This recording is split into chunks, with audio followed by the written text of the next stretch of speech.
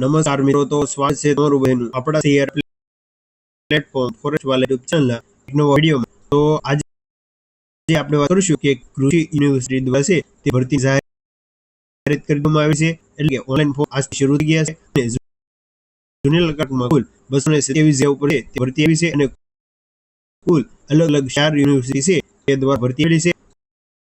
તો આજે આપણે સંપૂર્ણ પ્રોસેસ નોટિફિકેશન દ્વારા છે તે મેળવવાના છે.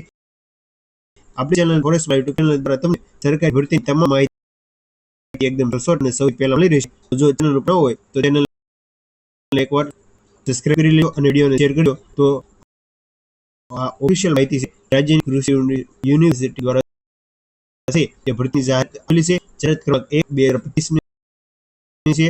રાજ્યની કૃષિ યુનિવર્સિટી એટલે કે અલગ 4 જે કૃષિ યુનિવર્સિટી છે એટલે કે આણંદ, જુનાગઢ, નવસારી અને દાંતીવાડા કૃષિ યુનિવર્સિટી દ્વારા છે તે આ ભરતીની જાહેરાત કરવામાં આવી છે. અને તેમાં પગાર શું છે તેની વાત કરીએ તો કુલ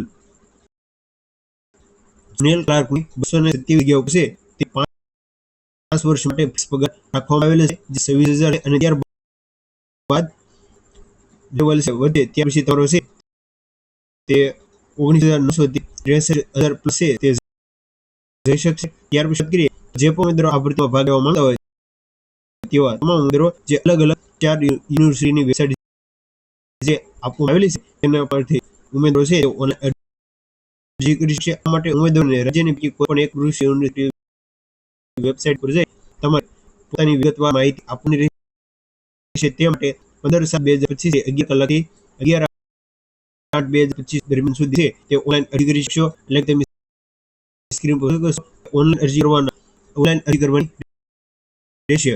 વિગતવાર સૂચનાઓ અને સમગ્ર જાહેરાત દર્શાવવા ઉમેદવારો પ્રથમ ધ્યાને વાંચી લેવી અને ઉમેદવારો પોતાની શૈક્ષણિક લાયકાત, ઉંમર, જાતિ તેમજ અન્ય લાયકાત બધા જ અસલ પ્રમાણો સાથે છે તે પોતાની અરજી કરવાની રહેશે. ભરતી પ્રક્રિયા સંબંધિત તમામ સૂચનાઓ જે આપણી યુનિવર્સિટીની વેબસાઇટ ઉપર છે તે તમને મળી રહેશે. અરજી કરવા માટેની વિગત સૂચનાઓ આ સમગ્ર જાહેરાત ઓનલાઈન અરજી કરતા પહેલા ઉમેદવારોએ પોતાને ધ્યાનથી વાંચી લેવી. એટલે જે તમે સ્ક્રીન પર જોઈ શકો કે અચલ પ્રમાણ સાથે છે તે ઉમેદવારોએ ઓનલાઈન અરજી કરવાની રહેશે. ત્યાર પછી જે વિગતવાર જગ્યા છે તેની કરીએ તો જુનિયર ક્લાર્ક વર્તનની જે વિગતવાર જગ્યા છે એટલે કે મહિલા અને પુરુષ માટેની છે તે જગ્યા આપવામાં આવેલી છે. કુલ જગ્યાની વાત કરીએ તો 227 જગ્યા છે. તો સૌપ્રથમ વાત કરીએ તો કૃષિ યુનિવર્સિટી જે આણંદ કૃષિ યુનિવર્સિટી દ્વારા છે તે કુલ જગ્યા 73 જગ્યા ઉપર છે તે કુલ 73 જગ્યા ઉપર ભરતી આવી છે. તેમાં બિન અનામતની 37, આર્થિક રીતે નબળા વર્ગની કુલ 6 જગ્યા છે. સામાજિક શૈક્ષણિક પછાત વર્ગ માટે 100 જગ્યા છે અને અનુસૂચિત જનજાતિ માટે 3 અને અનુસૂચિત જનજાતિ 11 છે. જ્યારે મહિલા ઉમેદવારો માટે છે તે બિન અનામતની 12 છે, આર્થિક રીતે નબળા વર્ગની 1 અને સામાજિક શૈક્ષણિક પછાત વર્ગની 5, અનુસૂચિત જનજાતિ 1 જગ્યાથી અનુસૂચિત જનજાતિ 3 જગ્યા છે અને માજી સૈનિકની 7 અને દિવ્યાંગોની 3 જગ્યા છે તે અહીં આપવામાં આવેલી છે. ત્યાર પછી આપણે જુનાગઢ જે યુનિવર્સિટી છે તેની વાત કરીએ તો કુલ જગ્યા 44 છે. તેમાં બિન અનામતની 17 જગ્યા છે, આર્થિક રીતે નબળા વર્ગની 6 જગ્યા છે અને સામાજિક શૈક્ષણિક પછાત વર્ગની કુલ 10 જગ્યા છે અને અનુસૂચિત જનજાતિની 3 અને અનુસૂચિત જનજાતિ 8 જગ્યા છે. તેના પર ગયા એટલે કે ભરતી આવેલી છે. ત્યાર પછી નવસારી ભરતી વાત કરીએ તો કુલ જગ્યા 32 છે અને બિન અનામતની 14 છે, આર્થિક રીતે નબળા 3 જગ્યા છે અને સામાજિક શૈક્ષણિક પછાત વર્ગની 9 જગ્યા છે. અનુસૂચિત જનજાતિ 3 જગ્યા અને અનુસૂચિત જાતિની 3 એમ કુલ 32 જગ્યા ઉપર ભરતી આવેલી છે. અને સરદાર કૃષિ યુનિવર્સિટી દાંતીવાડા કૃષિ યુનિવર્સિટી છે તેના દ્વારા 78 જગ્યા છે. એટલે કે સૌથી વધારે દાંતીવાડા કૃષિ યુનિવર્સિટીમાં જગ્યા છે. તેમાં વાત કરીએ તો બિન અનામતની 30 જગ્યા, આર્થિક રીતે નબળા વર્ગના જે 8 જગ્યા છે, સામાજિક શૈક્ષણિક પછાત વર્ગની 19 જગ્યા છે અને અનુસૂચિત જનજાતિ 7, જનજાતિ એટલે કે અનુસૂચિત જન 14 છે અને આર્થિક જગ્યા છે બે માટેની છે. જે વિગતવાર તમે વિડીયોને સ્ક્રોલ કરી એકવાર જોઈ લેજો. કુલ જગ્યા 227 છે.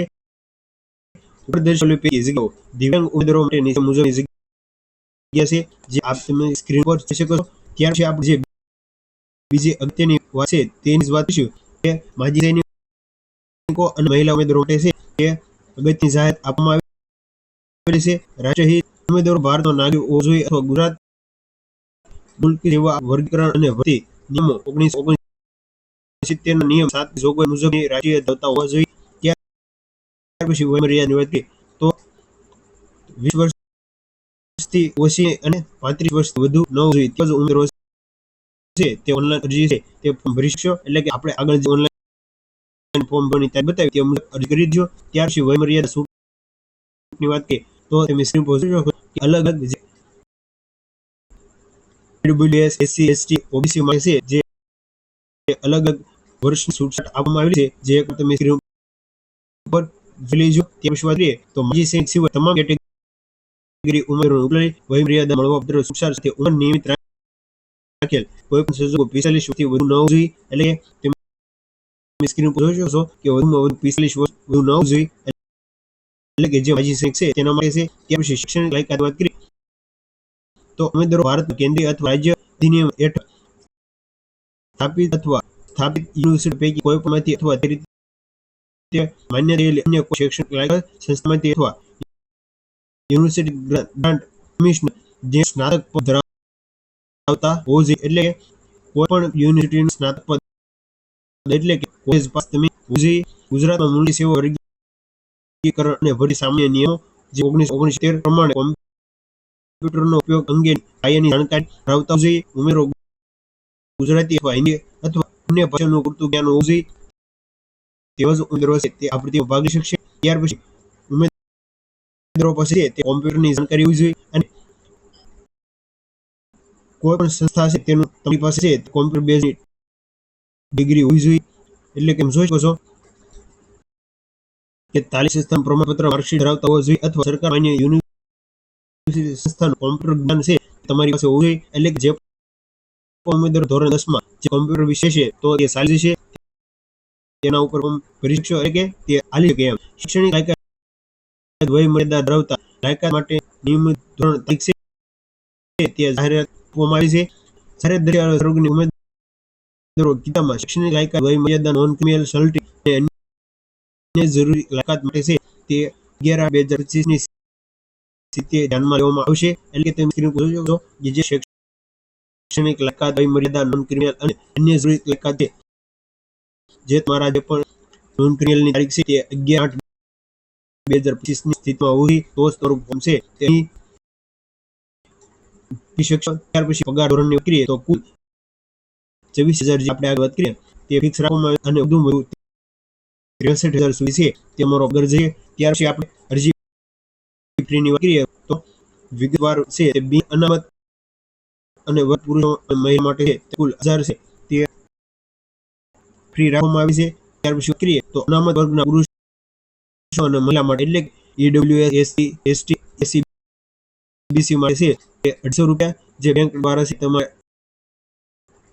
ટ્રાન્ઝેક્શન કરવાનું રહેશે. દિવ્યાંગજન ઉમેદવારો માટે છે તે 250 અને માજી સૈનિકો માટે 51 રૂપિયા છે ફ્રી રાખવામાં આવી. ખાસ વાત યાદ રાખજો કે ઓનલાઈન ફોર્મ ભરતી વખતે તેમજ ઓનલાઈન માધ્યમથી ફી ભરવાની વિગતવાર સૂચના જે તમને યુરેબ્લર માં આપવામાં આવેલી છે જે ઉમેદવારો ફોર્મ ભરતા પહેલા અચૂક જોઈ લે. એટલે કે ફોર્મ ભરતી પહેલા છે તે ફીની વિગતવાર માહિતી જોઈ લેજો. તમામ ઉમેદવારો ઉપર દર્શાવેલ મુજબની ફી ભરવાની થાય છે. ઉમેદવારો જ્યારે પણ રાજ્યની કૃષિ યુનિવર્સિટી વેબસાઇટ જે WWAU અથવા જે અલગ અલગ 4 જે અમે વેબસાઇટ ઉપર જોઈ શકો છો કોઈ પણ એક પોતાની અરજી કરશે અને તેઓ અરજી ફ્રી ઓનલાઈન ભરવાની રહેશે. તમામ ઉમેદવારોએ ફી ભર્યા અંગેની આધારો પોતાની પાસે રાખવાનો રહેશે. એટલે તે ખાસ યાદ રાખજો.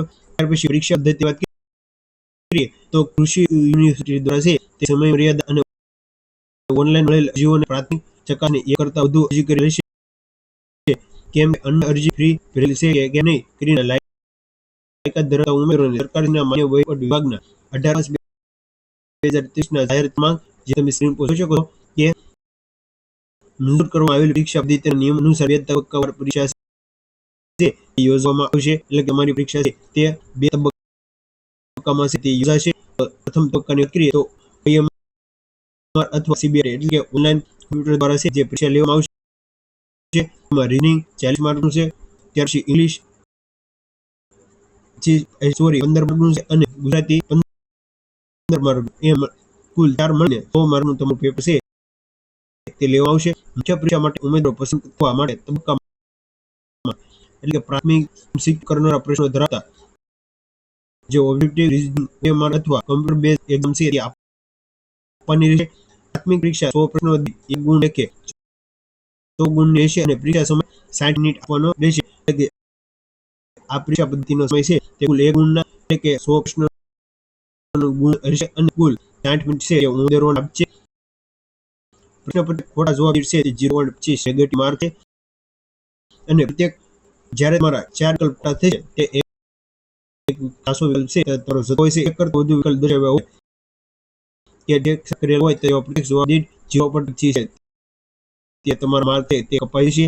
ત્યાર પછી અગત્યની વાત કરીએ તો દરેક પ્રશ્નના જવાબો વિકલ્પ ઈ છે તે રહેશે. ઉમેદવારો કોઈ પણ પ્રશ્નનો જવાબ આપવા નથી ઈચ્છતા તો તે તમારે તે ખાસ યાદ રાખજો કે ઈ વિકલ્પ છે આપણે ગુજરાત પોલીસ ભરતીની જે નિયમ છે તે આ રીતે તમારે ઈ છે નો તો ટીક કરવાનું છે.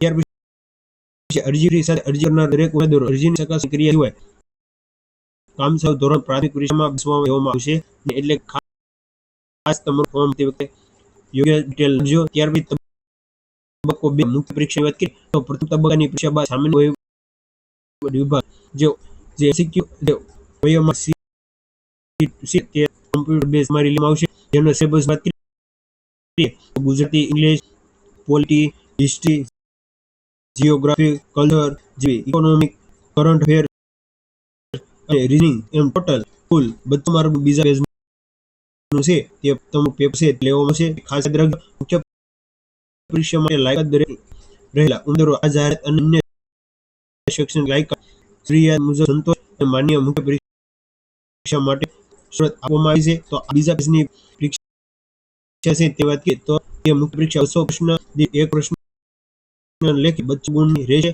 અને પરીક્ષાનો સમયગાળો 120 મિનિટ એટલે 2 કલાક છે તે આપવામાં આવશે અને દરેક પ્રશ્ન સામે છે તે 0.25 નેગેટિવ માર્ક રહેશે. પ્રત્યેક ખાલી પડેલ જવાબ દીઠ 0.25 ગુણમાં આવશે એટલે એક કરતા વધુ વિકલ્પ જો તમે પસંદ કર્યો છે તો પણ તમારા 0.25 માર્ક છે તે કપાઈ જશે. અને ખાસ જો તમારે કોઈ પણ પ્રશ્નનો જવાબ નથી આપવો તો તમારે એ વિકલ્પ પસંદ કરવાનો રહેશે તો તમારો તે માર્ક નહીં જાય. બાકી તમારો 0.25 લેખે તમારો માર્ક છે તે નિષ્કર્ષમાં આવશે અને આ તમામ બંને પરીક્ષા છે CBIT ઓનલાઈન કમ્પ્યુટર બેઝ છે તેઓમાં આવશે. ત્યાર પછી તમામ માહિતી જે તમને કૃષિ જુનાગઢ તિવાડા અને તમામ એટલે અલગ અલગ 4 જે યુનિવર્સિટી છે તે ભરતીની તમામ માહિતી તમને ઓફિશિયલ મળી રહેશે. તો ફટાફટ આપણે તમે સ્ક્રીન પર જોઈ શકો છો કે આ બીજા પેજની મુખ્ય પરીક્ષા છે અને ત્યાર પછી આ પ્રથમ તબક્કાની પરીક્ષા છે તે વિગતવાર સિલેબસ તમે સ્ક્રીન પર જોઈ શકો છો. કે જો આજના વિડીયોની માહિતી સારી લાગી હોય તમારા મિત્રોને શેર કરજો. તો મળીએ નવા ઉપયોગી વિડીયો સાથે. ત્યાં સુધી બેઠ રહેજો. Thank you for watching.